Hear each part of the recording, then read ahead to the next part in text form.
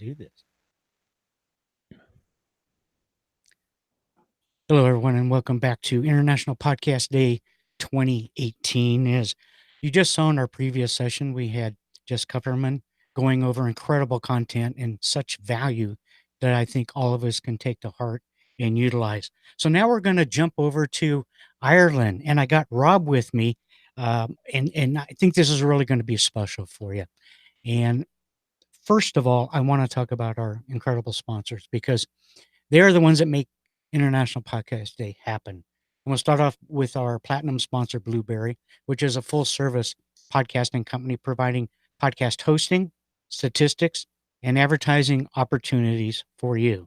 Find more at blueberry.com. And Repurpose.io, there's been a lot of discussion this weekend about Repurpose.io, and they're a silver sponsor of International Podcast Day, which automatically converts your audio podcast into engaging video to share them on YouTube and Facebook automatically. And as we just talked about, Podcast Success Academy teaches podcasters the skills that no one told them that they needed to succeed. So with that, Rob, welcome to International Podcast Day.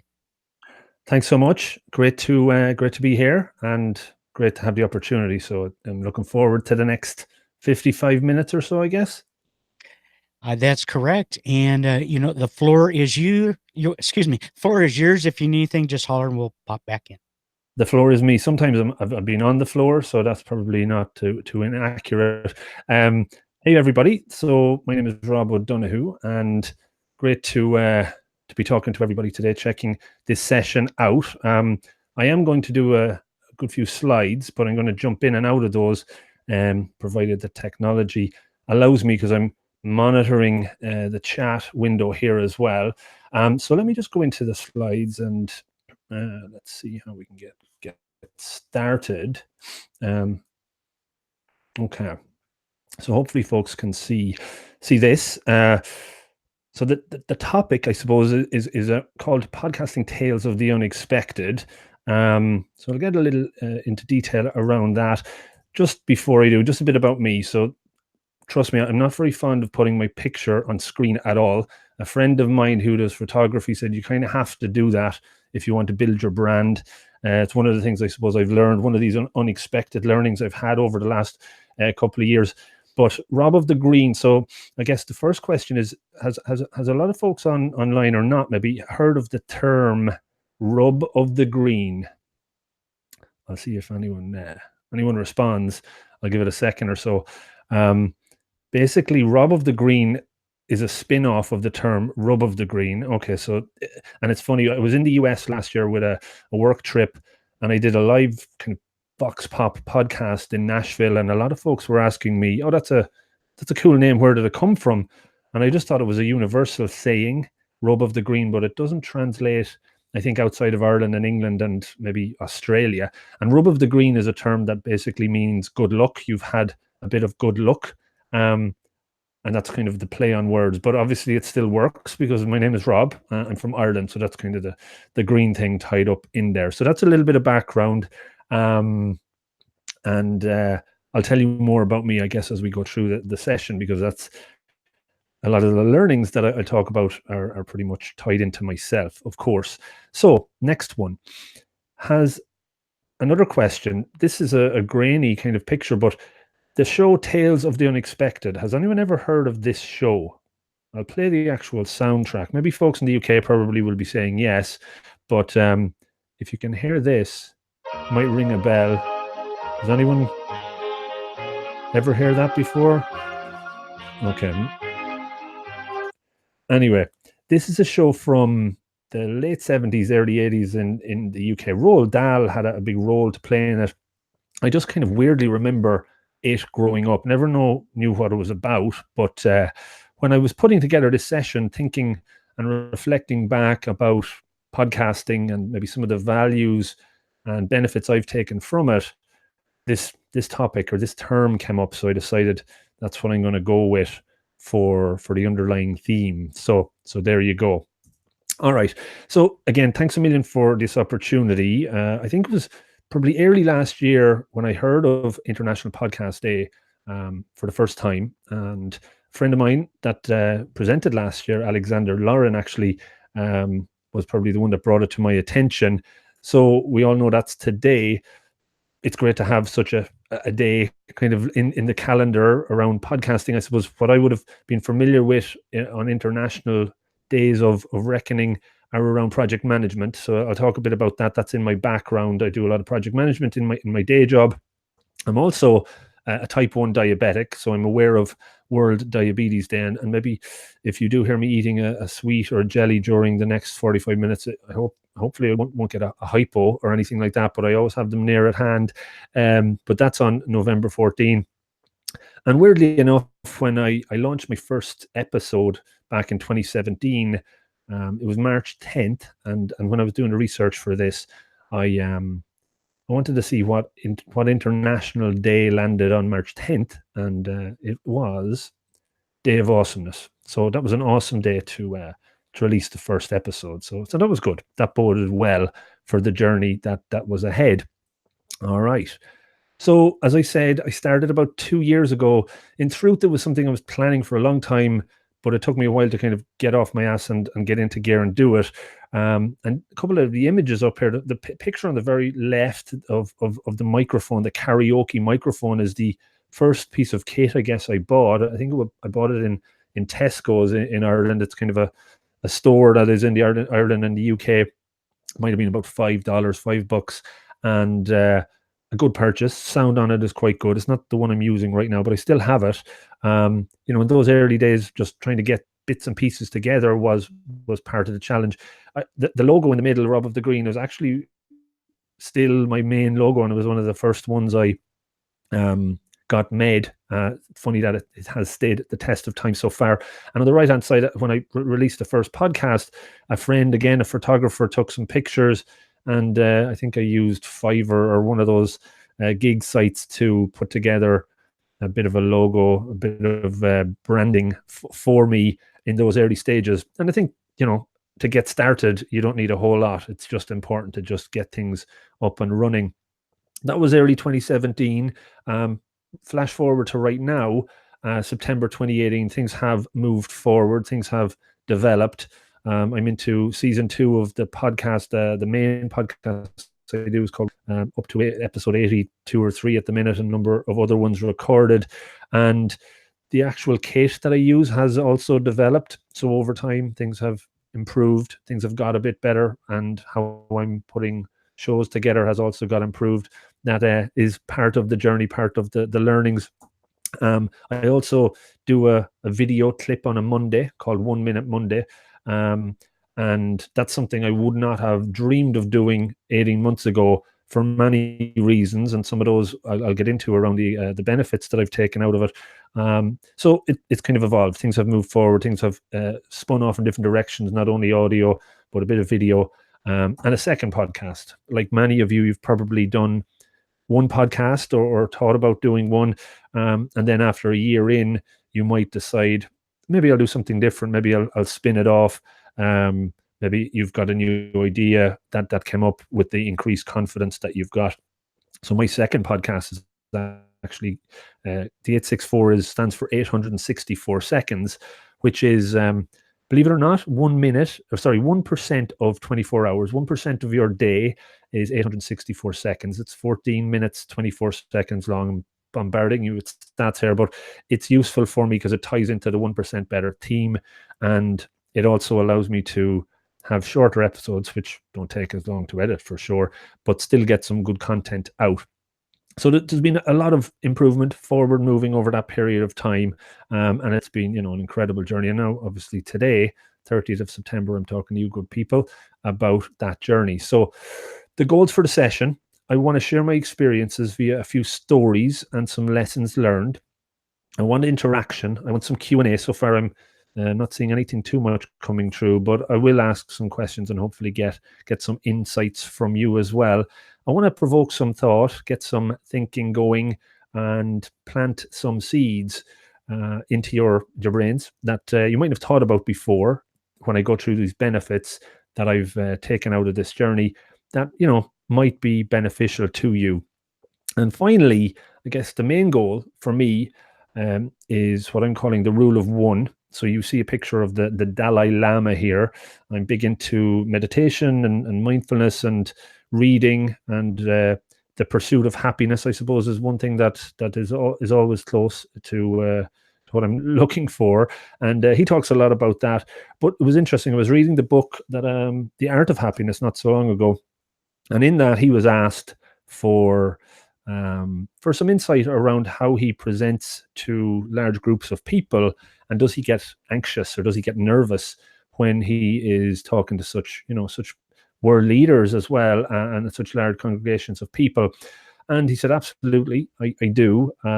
But the way he kind of deals with that, rather than thinking he's going to have a profound impact on everybody in the room, which would probably bring on its own anxieties and concerns, he basically distills it down. He said, look, if I can influence, impact one person in the room, set the bar quite low, for them to take action, for them to do something different, for them to leave in a better mindset than they were going in, that's a success. And for me, I guess I'm following a similar rule here. If one of you guys listening today takes something from it, I would be delighted. And if it inspires you to do something creative, podcast wise or other, that's a win. So there we go. So one of the things, just to start off, I suppose, as a project manager, the tools and techniques I've learned through that discipline over the last 15 years or so have been absolutely instrumental for me in being able to actually get podcasts out the door, create them, and deliver them on a consistent basis. Over the last while, a lot of folks that have reached out to me, talking to me about their own interest in podcasting, how they would like to actually do one, but aren't sure what it's about or how to do it. One of the pieces of advice I have for them is to take your time in planning, and definitely take a step back and know what it's about. I'll get into that in a minute. But for me, the planning element was massive, and without taking that time to plan and project and figure out what the goals and potential outcomes of this project were, I know I wouldn't have been successful. And when I say successful, as in getting these out the door and releasing nearly 100 podcasts in nearly 2 years. So for me, that was very, very important. And I think a piece of advice is to do a bit of planning, and maybe talk to people that are more planning minded. If you don't have that skill set naturally, it's certainly one you can develop and grow. But it's very important for me. And over the last year, not only have I used the skills for that, I'm a member of the Project Management Institute, which is a global organization, and I actually release a podcast for them now as well. So I'm putting the planning to good use for them, and it's about planning, which is kind of a double whammy on planning there. But anyway, so podcasting and project management do go hand in hand for me, and just a piece of advice there.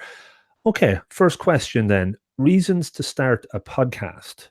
I'd love to see some folks on the chat pop in some of your main reasons. What were your motivations for starting a podcast?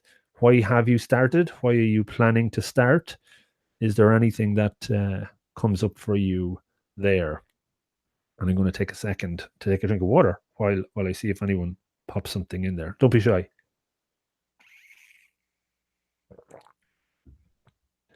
It's gone very quiet. Share the message. Daniel, thank you. Interesting. That's a good, thoughtful one, Daniel. I like it. Any others? I'm doing okay for time, so I'm not going to rush it along. Okay, it doesn't seem to be too. Oh, here's another one. So my friends could keep up on what I was doing and where I was going, but now it's changed to helping fellow introverts. Brilliant. I'm an introvert too, so you're tipping on something very close to my heart, and that's very, very cool. So look, I'll just keep going, keep answering. I'll keep reading as I look through it. When I started, again in the planful mindset, I really wanted to get clear on my own why. And of course, some of these were to grow my network, to grow as a person, to get lots of downloads. Now, to be honest, that was a certainly a, a, a a high goal, or something I was looking forward to, but it wasn't the motivating factor. I certainly know if I had a goal of 1 million downloads in the first 6 months, I would have quit a long time ago. But I think a lot of the time, people that I have talked to maybe are going in to the journey, maybe with unclear goals, not very clear, or unrealistic goals. Um, for sure. One of the things I had was to get better at presenting, being able to and put the message out there, reduce my crutch words. I'm hopefully reducing them. And when I listen back to this later, that'll be interesting. To make loads of money, that's probably a goal some people have or had when they were starting out. And, again, it's very important to have these goals in mind so that you know what type of podcast you want to create. Feedback from, or chatting to a person a couple of weeks ago that had started a podcast and then maybe slowed down because they weren't very clear on the type of podcast they wanted to create, until maybe it became clearer as they went down the journey. And that's okay too. But I think it's very important to set out what those goals and objectives are beforehand. Okay. So I am building up to the unexpected benefits, and I'm talking back to the whole tales of the unexpected again. I'll play the clip for a second. What I've done basically over the last few weeks, planning for this, I've journaled a lot. I've wrote down a good few ideas that came up that have had meaning behind them, and I looked at the areas that I've tried to improve in, and obviously have it hopefully improved in lots, but areas that I didn't expect, and lots of ideas started to come. I did some reflection, and I wanted to really see in what areas have I grown as a person. I've talked to friends, I've talked to some close ones as well, to see if there's things they've seen differently in me than were there 2 years ago. And that's been a really enjoyable journey. If nothing else comes out of this, and if I do influence one other person, great.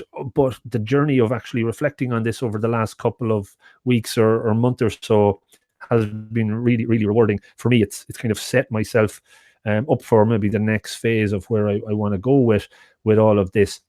And that's been really, really fun. So the whole area that I'd like to talk about, and a lot of the benefits I'm going to talk about, touch on a topic, or I suppose a movement.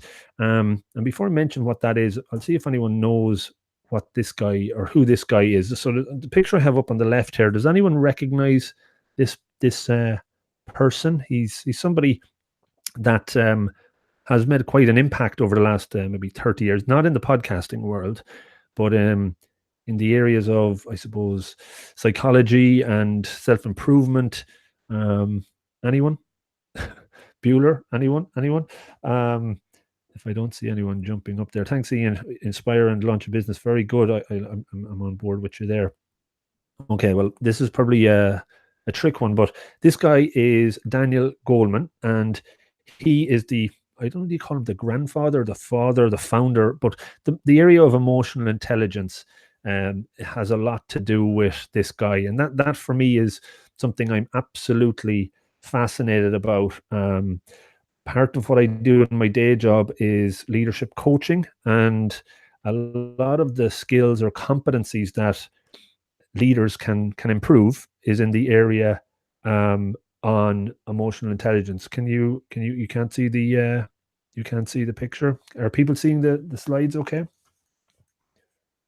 Let me see if they're not seeing the slides. I can bring them up.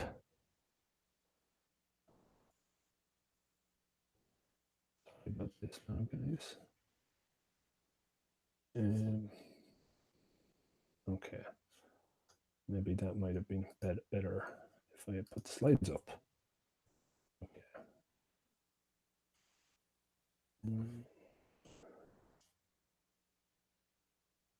Okay.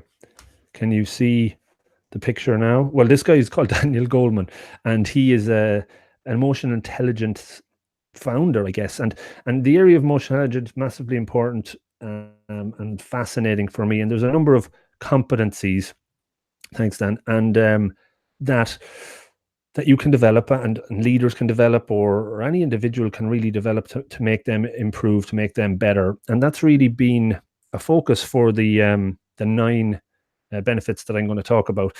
Over this journey, I've got to know myself better in lots of ways. And as I've done the reflection, these are the ones that popped out. So I'm going to talk about 9 areas. I think I'm doing okay for time. So probably 3 or 4 minutes on each of these.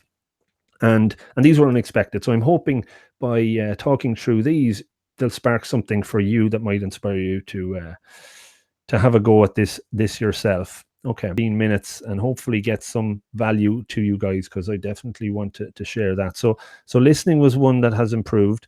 Number 2, I was talking about moving on from listening, the whole area of self-belief and self-confidence.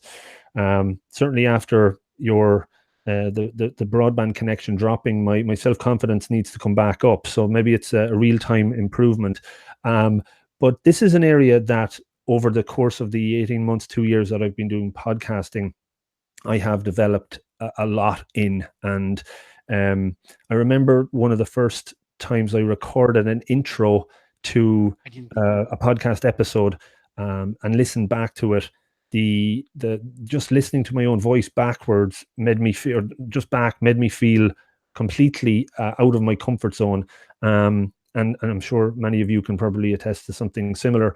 It's something that you probably get used to over time and start to block out. And that's a barrier over the course of the next number of months as you start to put episodes together and release them and put stuff out there. You do grow in confidence. You get that self-belief. You get feedback. Hopefully, most of it's constructive, but it is very important to take that on board and improve. The inner voice inside the head, I think we're all probably guilty of having that screaming at us a lot of the time. That's something that's there for me, and it's something that I deal with and manage on a regular basis. Part of what I do in my day job, I suppose, is coaching and trying to help people think more positively about things, and you have to internalize that yourself. The imposter syndrome is something a lot of folks have heard about. That is certainly part of the journey that I've been going on to try and deal with that. So moving from impossible to making yourself feel more possible. And by doing podcasting, by releasing episodes, by talking to experts in your field, you're learning from them, you're gaining confidence, you're gaining, I suppose, self-belief in lots of ways. And I believe that is something that was not maybe on top of my list or very clear that I would get. I would hope, I suppose, that was something that was going to come, but wasn't a guarantee. But I can categorically say it has improved me from a self-confidence and self-belief perspective. Let me keep going. Number 3. So this one, again, follows on from self-confidence. It's one of these areas of emotional intelligence. When you look at a challenge in front of you, there might be lots of options. I know I'm guilty of taking a lot of time to try and find the perfect option. But over time, certainly releasing podcasts and episodes, that there's maybe no perfect end game for that episode, or you probably never release it. So it's really finding the correct door for you to go through and making that decision. So the area of decisiveness is something that has improved for me over the last while, becoming more decisive, straight and forward, picking the right choice, or the one that feels the most correct at that time. When you get into a release cycle of a podcast every week, it's very, I suppose, important to stick to that. They say that the more you do that, the more likelihood you will build a steady audience. And it's really getting decisive, making the calls, knowing that there's no perfect solution, but there's the best one at that time. So I would absolutely say, as a person, not just as a podcaster, I've become more decisive over this journey. Number 4, touched on it earlier, but without doubt, as an introvert, I pushed outside my comfort zone doing this. Typically, as an introvert, you don't talk to a lot of, or as an introvert, you mightn't be comfortable presenting to large groups of people, be it in person or even virtually like this. I have, without doubt, pushed myself into areas that I would not have done before with the podcast as a companion in lots of ways.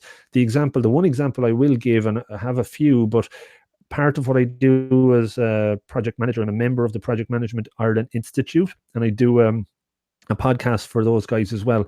Back in May this year, we went to Berlin for a conference, and I basically used podcasting as a great way for me to network while I was there. I created an episode for the institute while I was there by interviewing numerous people about their own journeys within the world of project management. If I hadn't that as an excuse, I certainly wouldn't have networked, talked to 50, 60 people over the course of those few days. So that was just one example. As you know, it takes a lot of time and effort to do this, and you're talking to a lot of people that are maybe experts in their field. Certainly, me talking to journalists and asking them questions about their own journey as a non-journalist is and was scary, but it was something that I grew and developed more confidence in. So push yourself outside your comfort zone. That's certainly something that I believe is an unexpected benefit of putting this whole thing together. All right. So podcast stats quiz.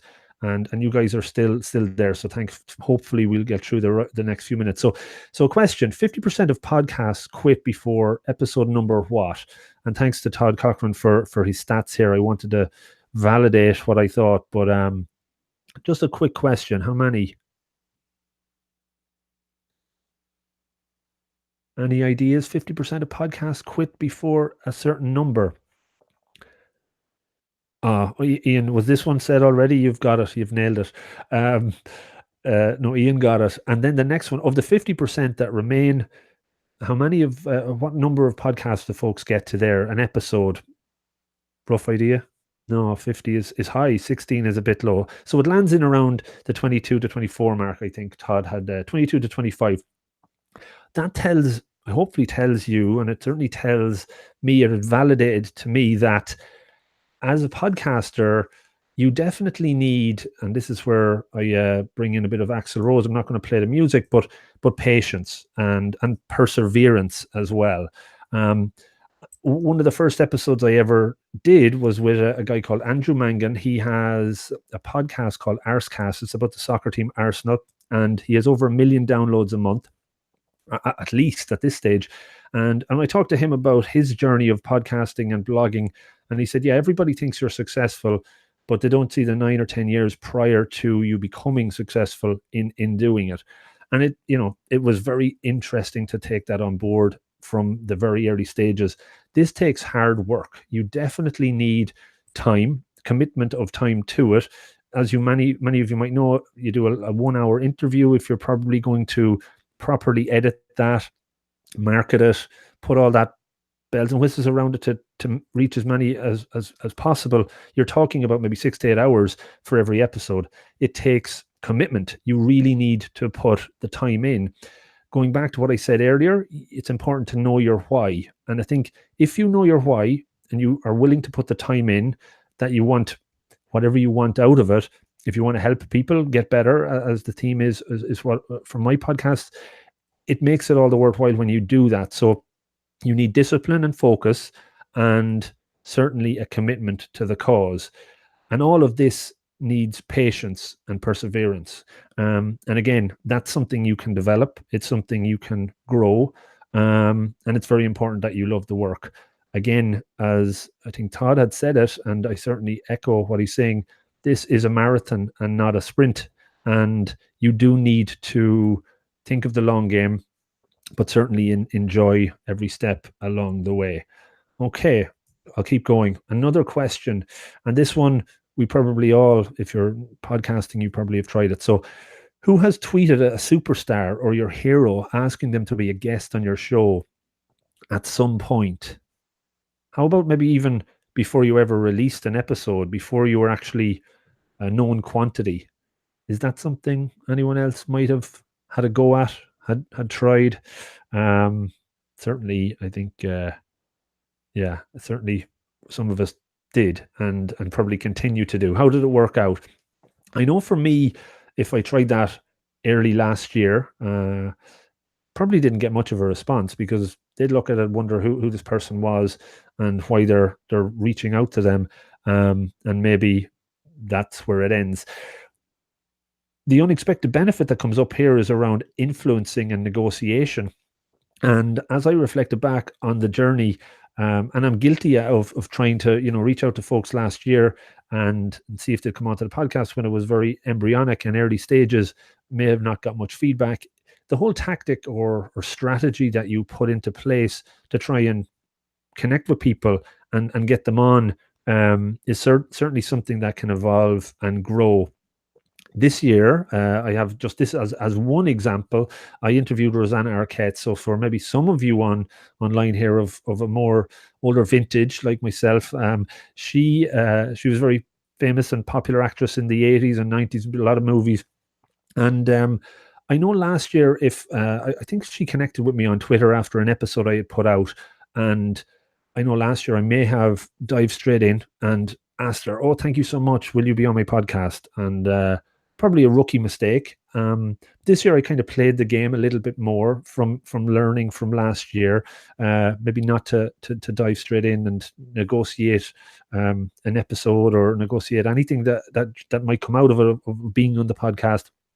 Played the long game, and over time, over a few weeks, was able to connect and talk with her, and then through her agent was able to get her as a guest on the show. The same thing has happened with a few other episodes of late, and definitely that's something I would have learned over the last year or so by doing this. Another spin-off to that is, if you're like me, maybe being an introvert, you're not always that comfortable asking people 5 or 6 or 10 times to be on the show. You might do it once or twice and they don't respond and you just leave it there. I've learned a lot from talking to people that are probably more in the world of sales, tactics and tips around trying to, engage with them and bring them onto the show and get some value for them as well. It is important to kind of look at it from both sides. So influencing and negotiation, something else that I took out of the year or two so far around the podcasting exercises that I've been doing. Okay, I'll keep going. Quid pro quo. Does everybody know what quid pro quo means? Effectively, it's kind of, I'll help you if you help me, and that's certainly something that I found in the community of podcasters over the last while. One example that I can bring up, earlier this year, I did a rookie mistake. We had an interview with a very interesting character, and I recorded that. I had some new equipment at the time, and as I went back the next day to start editing it, I unfortunately realized that I recorded my voice directly into the built-in speaker, built-in microphone, as opposed to in through the mixer. So the sound was terrible. It was just not what you were hoping for. I needed some help, and I decided to just put an ask out onto one of the Facebook groups around podcasting and podcasting helpers. And the feedback that came back was amazing. Folks were willing to help, just asking for extracts of the audio so that they could tweak it and see what could come out of it. Turns out that it was pretty much useless, and I had to do kind of a voiceover separate to the show, which was a learning experience. But it was really an example of the community spirit, that everybody's in there to help. That was really cool, and it was something that stood out. Obviously, all the folks that I've talked to from an interview perspective in the podcasting world, like Johnny Dumas and John Eads and others, very good with their time, very willing to help. And it is something that, I guess, as a person myself, it's something that I've learned to maybe give more help to others as a result of the show. All right. So this is Megan Duhamel. She's a 2018 Olympic gold medalist for ice skating. And just in the interest of time, I won't play both clips. I interviewed her a few months back. Again, very, very good with her time. And she talked about a couple of areas around self-improvement. And that really led me to this one as I reflected. It's kind of bringing together a lot of the previous 7. And what really stands out on this, and what she said was, what can I do today to be better tomorrow, is very, very meaningful to me. It stands out that you do bit by bit today to improve for tomorrow. That is certainly something I've tried to start living by. You have your big goal that you look to down the road, and how can you break that down day by day to get that little bit better? The other piece she said was when she was in the 2014 Olympics trying for gold, she was extremely focused on the result and less so about the process. And those two things really kind of stuck out for me from that episode. And it was when I was putting this together that stood out. So it's really about focusing on the task or the journey or the opportunity in front of you, or the process that you've put together, or being in the moment, or maybe the challenge that's in front of you, as opposed to what the end result is. Because if you focus all on that, you're really looking too far ahead, and you're probably not enjoying what's happening right on front of you as you go through it.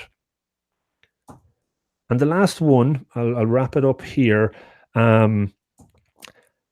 Over the course of this season, more so maybe in the first one, I talked to some really, really interesting folks that have had their own struggles with addiction, with suicide, with abuse, things that really stood out for me and were difficult episodes, but really important to share. They're the ones that I'd say that have got the most listenership over the last number of months.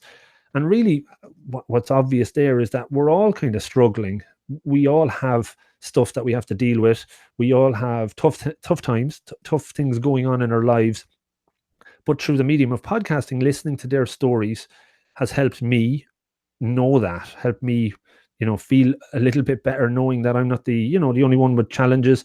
I know folks listening to this today have had stuff going on in their own lives over the last while, and it's that we're all in it together, and it's important to know that. It's important to steal a line from Jim Breen, who had set up a cycle against suicide movement in Ireland. It's okay not to feel okay, and it's okay, absolutely okay, to ask for help. And that's really one of the unexpected benefits for me from this journey, is that certain days are not as good as others. That's okay. It's not going to all work out perfectly. Knowing other people are going through the same stuff is important, and knowing that they're there to help, or to chat with, or to give you some advice, or just to listen, going back to point number one, is very important too.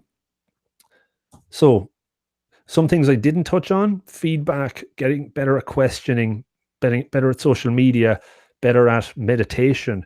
All of these things are definitely areas that I have improved on, and I think anyone would improve on by doing it. But again, I didn't have enough time to fit them all in, and I think 9 was probably nearly too many, as opposed to 15 or 20. As a project manager, it's very important to measure and measure the benefits and the value you've added, and that goes back to what I do, I suppose, in the day job. My goal with the podcast, 1% better, is a small incremental improvement in one area of your life per episode, maybe, or maybe more. I definitely can quantifiably and qualitatively say that I've improved in certain areas. And I think as long as you're willing to do the hard work and put the effort in, and know your why, and know what you're passionate about, I think you will absolutely improve in some ways too. So to wrap up, future plans, few more episodes in the 1% show coming up. I'd like to do more live stuff. Maybe I need to get a better broadband connection, although this normally works quite well. I'd love to do panel stuff, live audiences. Who knows? I didn't have a clue where this would go early on, but now new things are coming up. It's all about facing your fears as well, going for it, trying something new, and I think some things will work out. So just to wrap it, be clear on your why, have a genuine interest in it, have your plan, do your planning. It's always important to make sure you're putting something out of value. That's important. Do a value check, release it, put it out there. Even when you're scared to, put it out. It'll get better, and ask for help. And that's pretty much important for me too. There you go. So any comments or questions? We're 5 minutes, so somehow got through that a little bit faster, skipped over some examples, but there's the website. I'm on all those other social platforms, and you can email me. Yeah, so what else have we got? Last thing, to thank everybody thank Dave and Steve for bringing me onto this. Apologies for breaking down halfway through. We got there. Todd Cochran, thanks for some of your insights and help with the stats. Thanks to the 100+ guests I've had so far for their time and support. Thanks for the feedback. And yeah, thanks for staying with me for the duration. I can see there's still a good few folks here. So thanks a lot, guys. There we go. Rob, I really appreciate the opportunities that you have presented. And sorry we had some difficulties, with your stream there, but we'll mash it all together. People in chat room are going crazy over your presentation. They really loved it. So on behalf of International Podcast Day, thank you to you and the country of Ireland. We really appreciate it. Thanks a million, guys. Enjoy the rest of the International Podcast Day. Have a good one. Thank you. Take care.